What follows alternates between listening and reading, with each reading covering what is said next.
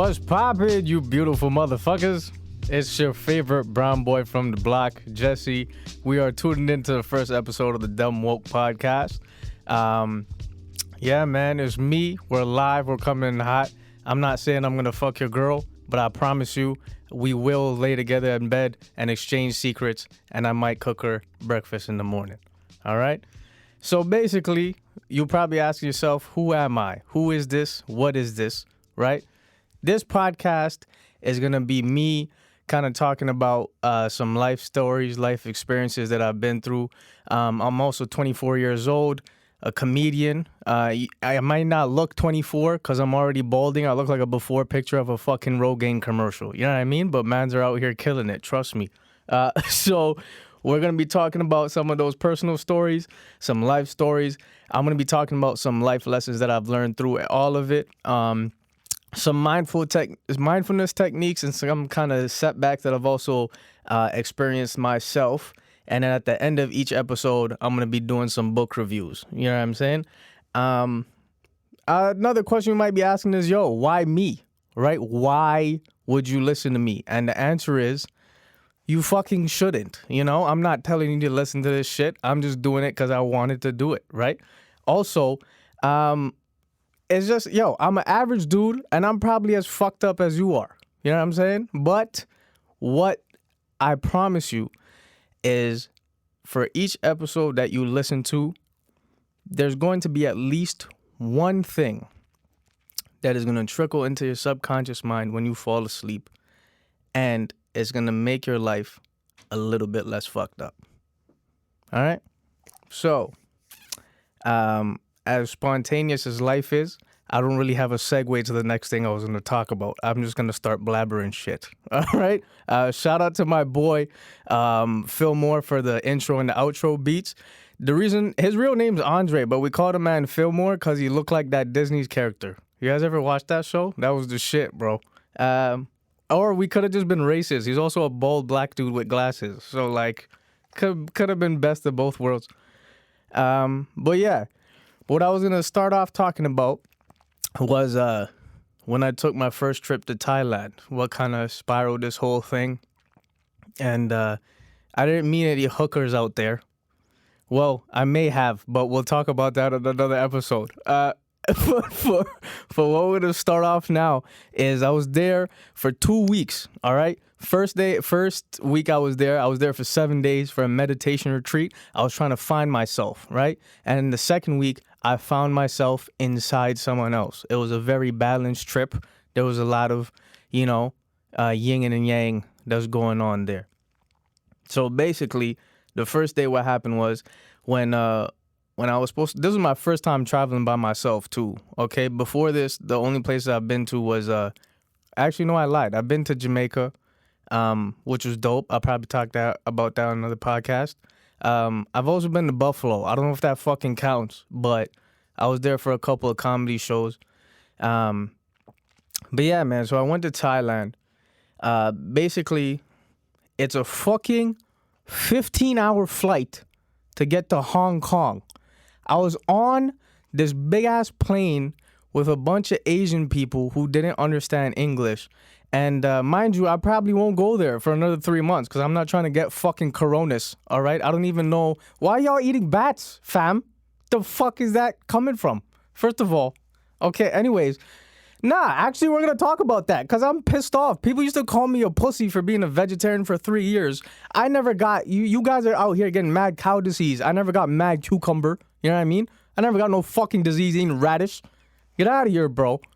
Fucking eating bats, fam. What the fuck? All right.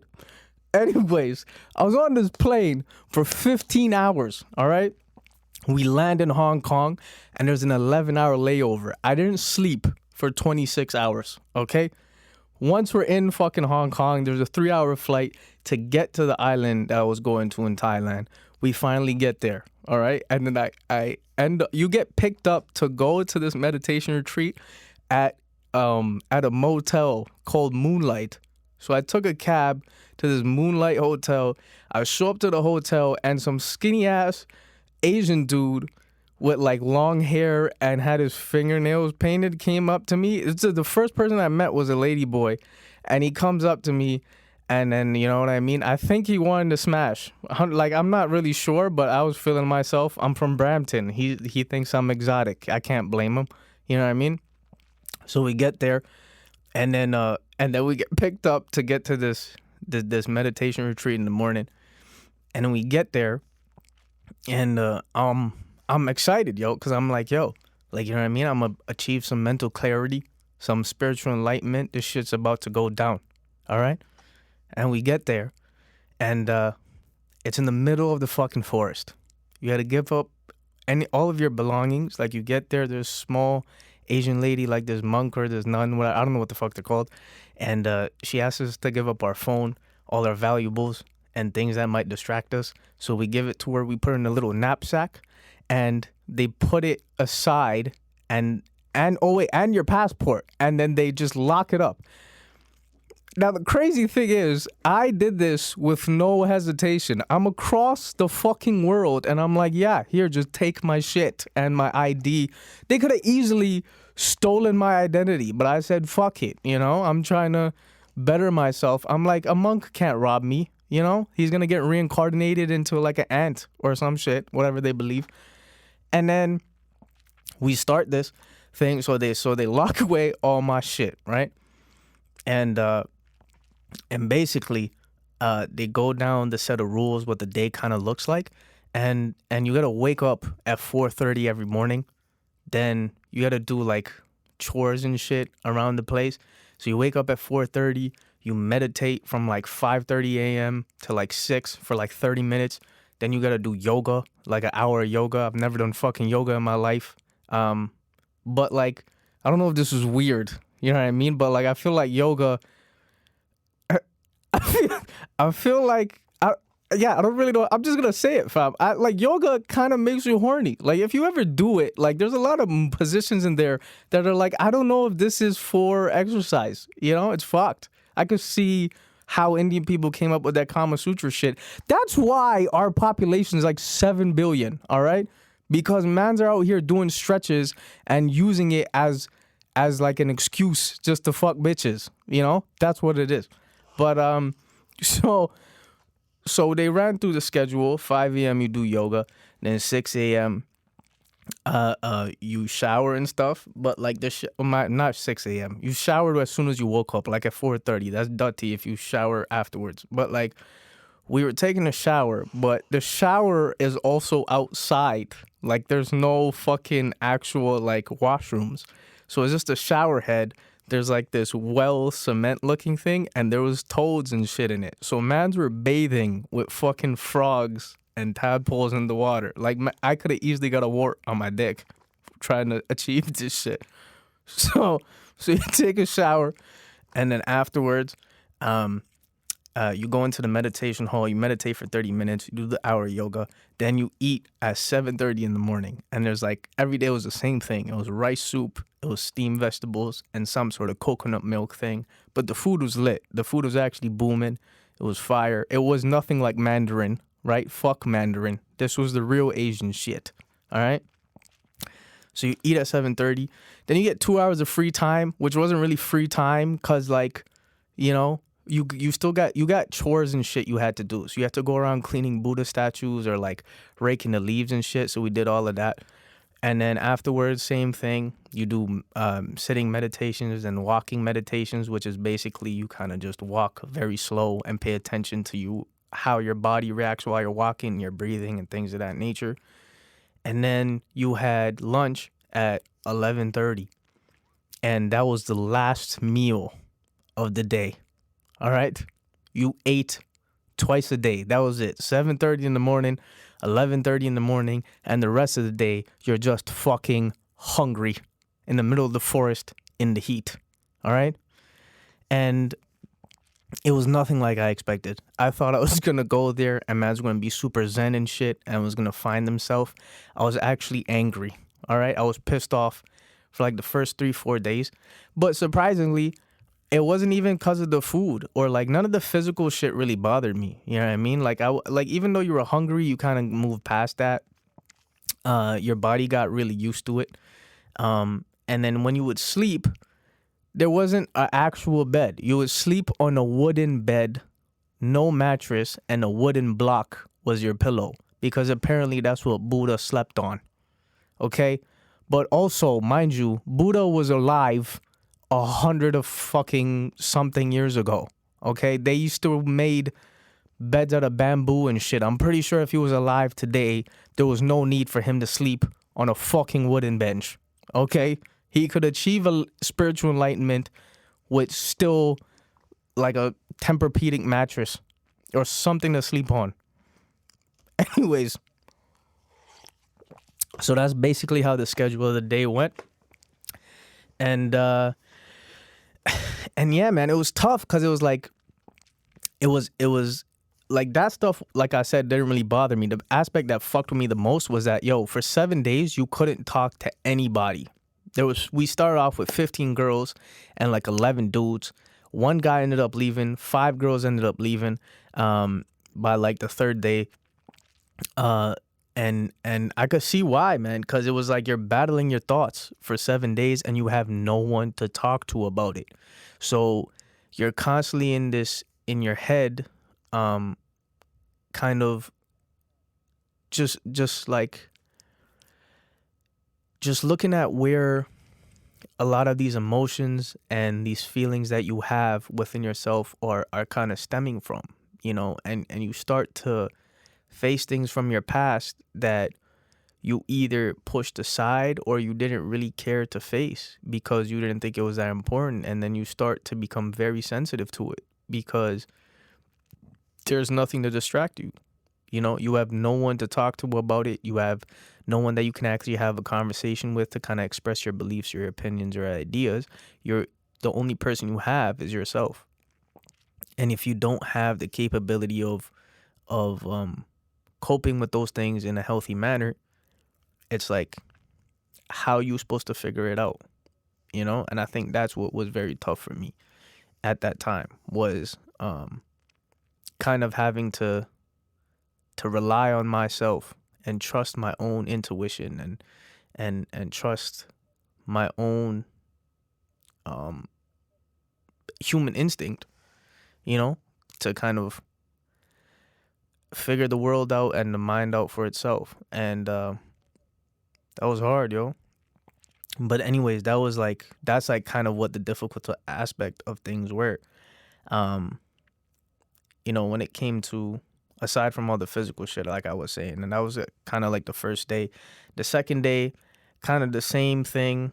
But the 3rd day, I woke up and I'm like, yo, this shit doesn't work. I'm leaving. You know what I mean? By the time we were in the meditation hall, a part of me wanted to get up and whip my pillow at the fucking monk because I'm like, bro, this shit is not helping. You know what I mean? And the thing that kept me there was, one, I felt like, yo, if I just finished the 7 days, maybe this shit would make sense. And 2, they would give us lectures on stuff, and he gave us, and like sometimes he would say shit in the lecture that would immediately resonate with what I was feeling at the time. So he kind of sat there and was like, you guys are probably feeling frustrated. You're probably feeling antsy because you came here trying to achieve this this state of clarity and the state of like peace of mind and things of that nature, and you don't have it, and I was like, yeah, I don't. Like, you know what I mean? And he wasn't even like a fucking, you think of a monk, you think of like this mystical Asian dude. This guy was an old white guy from Germany, Like he wasn't even, I was already let down. I'm like, the fuck? I wanted to see some Kung Fu Panda type dude, not this shit.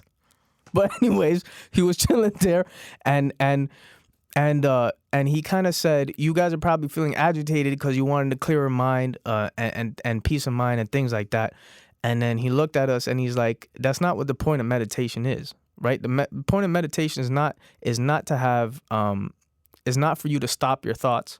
It's not for you to empty your mind. It's to let go, right? It's to literally observe your thoughts as you were watching a movie, depict what works for you, what doesn't, and let go of whatever the fuck doesn't. And as soon as he said that shit, I was literally in this moment where I'm like, all right, fuck it, I give up, bro. Like, I give up having to feel angry about all of this shit that I'm thinking about past relationships, about a relationship with my pops, with family and things like that. And I kind of just stopped and I looked at it and I'm like, holy shit, you know? And yeah, that day kind of went on still kind of fighting myself, but like it just made more sense. And then this is the craziest fucking thing. All right. This is better than weed and like any kind of psychedelic I've ever done. Listen to this trippy ass shit that happened. The next day, right? You would kind of go to bed around like 8:30, 9 p.m. But before you went to bed, you would do a meditation before you went to bed. And we were sitting there and meditated. All right. And I was fucking exhausted because you're not eating. It's hot outside, right? And then you're chilling there, and I was sitting there meditating, and then before we finished, I kind of like put my head down because I don't know if I passed out or the fuck, but I kind of put my head down, and as I raised my head, in my mind, I saw this picture or like this face of like this demon looking thing. And it tripped me the fuck out because I've never seen it before. But the weird thing is when I saw it, I wasn't scared. Like I wasn't fearful of it. I just kind of saw the picture. And then the next day, I've never seen this thing before, by the way. And the next day, once again, the monk was kind of giving his lecture. And he talked about this Tibetan wheel of life. If you guys never seen this thing, you could Google it. And basically showed us this picture, and it's a wheel of life where it kind of shows the different avenues in life. So it kind of shows the different desires that people succumb to. So like greed, lust, whatever the case is, and it has this wheel, and behind the wheel there's this big demon that's eating the wheel, and the demon's name is Mara, right? And Mara is the demon of desire. And I've never fucking seen this thing in my life, bro. But the night before, when I was meditating, I saw that fucking face. And then I saw it the next day when he pulled the picture down. And I almost shat bricks. All right? I don't know what it meant. But when I saw that, I was like, yo, like there's something more to life that I don't understand. And I thought that was fucking dope. You know what I mean? I could have also just been hallucinating because I was hungry as fuck. But to me, that was real. That shit was dope. And then I guess we could kind of skip over some of that other shit because it's kind of this repeating the same stuff. But by day 7, you know what I mean? By day 7, I had this moment that I think I'm trying to get back to now, which was that whole day, I didn't really have a single thought that went through my mind. Like my mind was empty, and it felt like every experience or everything I was looking at was like I was seeing it and involved in it for the first time. And it was one of the most beautiful moments of my life because like I sat in front of a tree and I just started fucking crying because I'm like, yo, this tree is beautiful. You know what I mean? This is the sexiest ficus I've seen in my life. You know what I'm saying? But it wasn't emotional. It was just because like it was almost like I had a new purpose behind this whole thing. You know what I mean? Or new meaning to life. Because you kind of realize that a lot of the shit that we carry with us is minuscule. It's meaningless. And if you just take a second to actually view how complex the world is or how balanced it really is like you start thinking about it. Like, yo, why am I stressing about, you know, like why am I stressing about like the career that I don't have or this bitch that I want or whatever the case is? Like, why am I stressing about this? You know, one thing I will stress about though is or things that do really that I feel like we need to get rid of in the world is people who wear Crocs with socks. Okay, if you're the type of person that fucking does that, suck yourself, all right? Why the fuck is that? First of all, why the fuck do you buy Crocs? Second of all, if you're going to wear socks with it, you should be the person that stands at the edge of Lake Ontario and just walks into it, okay? I don't, not even drown, not even drown panicking. I want you to just walk into the water until your head is just below the surface and you can't breathe, all right? Don't go 20 feet under. Just go enough until you're fully submerged and just fucking die a slow death. All right, this is kind of the hood monk mentality that's coming out. Very balanced. Like, I will achieve spiritual enlightenment, but if I have the chance, I would also fuck your bitch.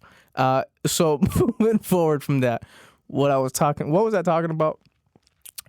The balance, the complexity thing, crying in front of a tree. Yeah, that shit was wild, bro. Cause it was like, I was seeing it for the first time, and it was a beautiful thing. You know, when you start to kind of get back into that natural state of what a human being is. That's why I love, I was going to say love looking at kids, but not in a creepy way. You know, it's very dangerous to say that now, especially as a man. It's fucked. But but I love observing kids when they play, because it's when you see kids play, it's they'll literally take anything and make it their own, you know? And I think that's what the idea of your imagination and your creative mind and all of that thing that we kind of lose in touch with is essentially that. When you're a kid, you're not worried about if the next person likes you or not. If you were a kid in grade 1 and this kid doesn't like you, you'll just be like, fuck it, I don't want to be your friend anyways, you know, and you move on.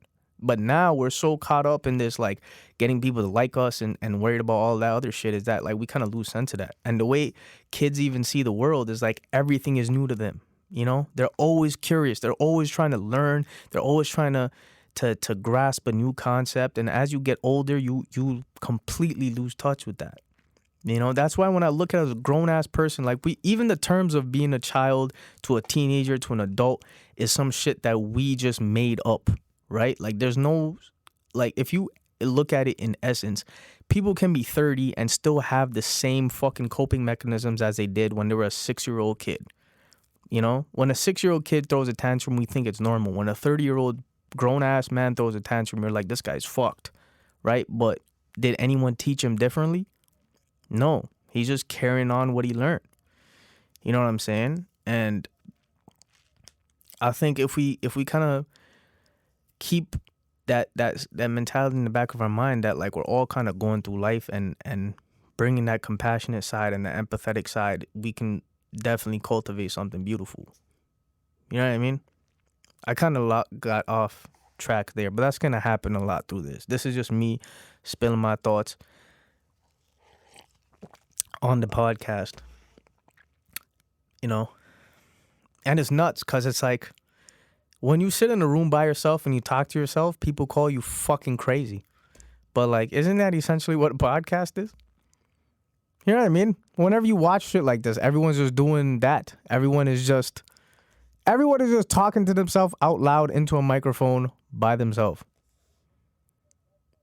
Food for thought.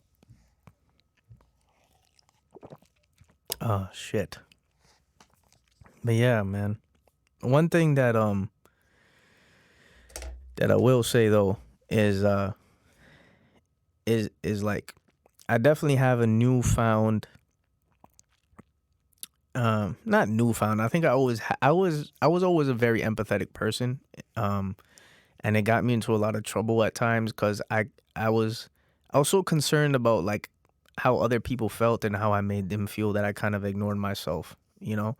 And I think that's a selfish thing to do because you as an individual, I don't think you realize how much power you really possess as a person or how big of a role you actually play in the world, you know. And I didn't really realize that or understand that concept until I was in that meditation retreat and I was getting bitten by mosquitoes one day.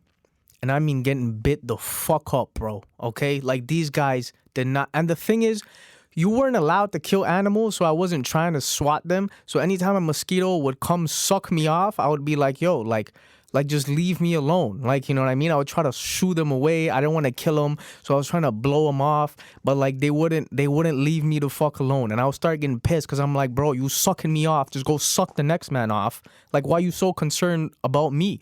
You know, and then I realized something. I'm like, yo, I'm trying to remove my suffering by causing the next man suffering. It's fucked, you know? But then I also started thinking about it. I'm like, what the fuck is the purpose of a mosquito anyways? They don't do shit for the ecosystem. If someone has the answer to that, can they please let me know what the fuck do mosquitoes do for us? Do they do anything? No, they're fucked, bro. That's their only purpose, is to suck man's off. Like crackheads on Young Street. Anyways, but fuck mosquitoes. But yeah, anyways, even that minuscule thing though, I was looking at that and I started thinking about it, about how like crazy this world that we live in is actually built together. Because like it's scientifically proven, if you get rid of one species, right, like even an insect, if you get rid of the whole species of insects, like a certain type of insect, you fuck up the whole ecosystem, right? Because it's that sensitive. If you endanger a whole species of ants, you lose whatever animals eat the ants, then those animals start dying out. Then the next animals that eat those animals start dying out. Then you start losing vegetation. Whichever animals eat the vegetation die out. You know, and eventually it just starts this fucking ripple effect. And where the fuck was I going with this? Oh yeah, the idea that everything is connected, right? And that's not even just a spiritual concept. That's a scientifically proven concept, that like that the world is this well-balanced machine, and if you fuck it up, it fucks up everything else. But I also don't believe that human beings have the capability to destroy the planet Earth. I don't believe that, right? I think the Earth is gonna fuck our shit up before we try to destroy it, right? Like, I'm not saying we don't play a huge role with like the oil and the pollution and all of these things, but I think what's really gonna happen is it's just gonna get to a point where the Earth gets cheesed and gives, like, you know, slaps us with a Conor McGregor in the face. Like, you know, like 30 seconds, round one, boom, here's a hurricane, here's a typhoon, here's a tornado. Suck yourself. You know, this shit survived dinosaurs and meteors and shit. So who are we to destroy it, you know? Anyways, the idea that we're all connected, you know? What I mean by that is, that's the whole fundamental idea of what empathy is that the reason I know not to harm you is because I know what that feels like, right? Like, if I stab my hand, I know what it's going to do to you, because as a physical being, we're essentially created the same, right? But you have each individual, I believe, is created with a unique talent or a unique purpose that they kind of can bring forth into the world. But we kind of lose track of that, and we kind of become disconnected because we start worrying about this other shit. And that's where the idea of meditation and mindfulness and clearing yourself of those stresses kind of come from, is because you start living life through listening to, you know, your intuition, and listening to the world, and seeing the world with a clear mind, rather than being fucking distracted by all of this bullshit, you know? Because on a subatomic level, right, on a molecular level, everything that you see is made up of atoms, right? And that goes for anything. Even inanimate objects are made up of atoms. The thing that separates living beings is that animals, even like plants and shit and people, we have atoms that come together that make DNA molecular structures, right? But even DNA at a molecular level is still made up of atoms, and atoms are not quote unquote living. They're just energy. It's just electricity or whatever the fuck you want to call it. So if we're made up of atoms, and those atoms make up DNA, and those DNAs make up us, but DNA itself is not alive, what makes us conscious? Think about that shit. I said that sober. I'm not even high right now. But yeah. So the book review we're going to do today It's right here. Celestian Prophecy. Shout out to my boy Yaz for putting me onto this. I actually came across the book several times, but I never read it until he actually recommended it. And one of my favorite fucking quotes, one of my favorite quotes from this book is that, I forgot what the quote was. Hold on. He says that, he said history is not just the evolution of technology. History is the evolution of thought. And I thought that was fucking incredible, right? Because if you look even just like in these past recent years, you know, even though we've become so technologically advanced, we're still learning how to deal with depression and anxiety on a day-to-day basis. You know what I mean? Some of the greatest inventors and people in history were fucking nuts. Right? If Albert Einstein was alive today, he would be diagnosed with Asperger's. You know what I'm saying? And he was a fucking genius, right? This guy came up with, incredible shit. Also the atomic bomb, but he was forced to do that. But you know what I mean? So it's not just technological advancement that I think is needed in human nature. I think it's also progression of thought, progression of consciousness, progression of how to essentially make the world itself sustainable for us and a better living space for everyone. And this book is basically encompasses that idea of what the purpose behind mankind is, but also just the different intricacies in terms of living a spiritual life and how that can contribute to you finding your real purpose. It's told in a very fictional story type way. So the story itself I thought was corny, but the message behind it is what I thought was dope. So if you could kind of get past the face value of it and look at what the meat and what the raw root of what they're trying to get at is, I think you would definitely fall in love with the book. But yeah, Celestian Prophecy, James Redfield, check it out. It's fucking dope. I'm probably gonna wrap it up soon. Man. In the wise words of Bob Marley, if it's body, then it's bad. If it's goody, then it's good. That guy's one of my favorite musicians. Till this day, I have no idea what the fuck that means. I don't know if the guy was just high as shit when he said it.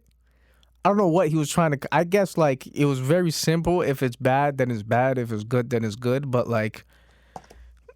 what the fuck, Bob? Anyways, my name's Jesse Singh, yo. Peace and love. That's the first episode of the Dumb Woke Podcast. Please check me out on Instagram at wheresjessesdad. I will also be posting this shit on YouTube for updates, things like that. Hit me up on social media. Peace. Namaste, bitches.